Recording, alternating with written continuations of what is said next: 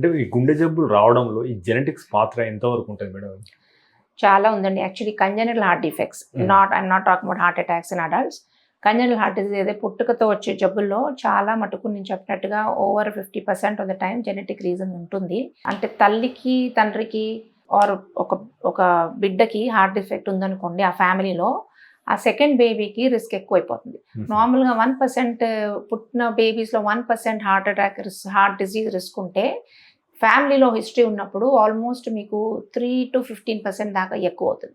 ఎందుకంటే ఆ జన్యాలు ఏవైతే అబ్నార్మల్గా ఉన్నాయో అవి వస్తాయి పిల్లలకు కాబట్టి ఉంటాయి. అందుకే ఒకసారి ఫ్యామిలీలో ఈ కంజనరల్ హార్ట్ డిసీజ్ ఉందంటే మేము నెక్స్ట్ ప్రెగ్నెన్సీలో యూజువలీ అలాంటి ఫ్యామిలీస్ జెనెటిక్ కౌన్సిలింగ్ చేసుకోవాలి. అంటే ప్రెగ్నెన్సీ కంటే ముందే జెనెటిక్ కౌన్సిలర్ చూసుకుని ఎలాంటి జబ్బు ఇది, రిస్క్ ఎంత ఉంది వచ్చే నెక్స్ట్ బేబీకి అవన్నీ తెలుసుకోవాలి. తర్వాత అలాంటి వాళ్ళు 18 వీక్స్లో కంప్లీట్గా ఫీటల్ ఎకోకార్డియోగ్రామ్ చేసుకుంటే ఏమన్నా జబ్బులు ఉన్నాయా తెలుస్తుంది అనమాట.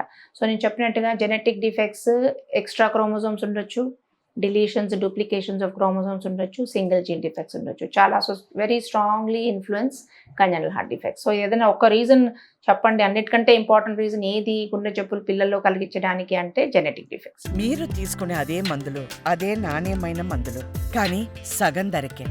అవును, మెడ్ ప్లస్ బ్రాండ్స్ పై 50 to 80% తగ్గింపు.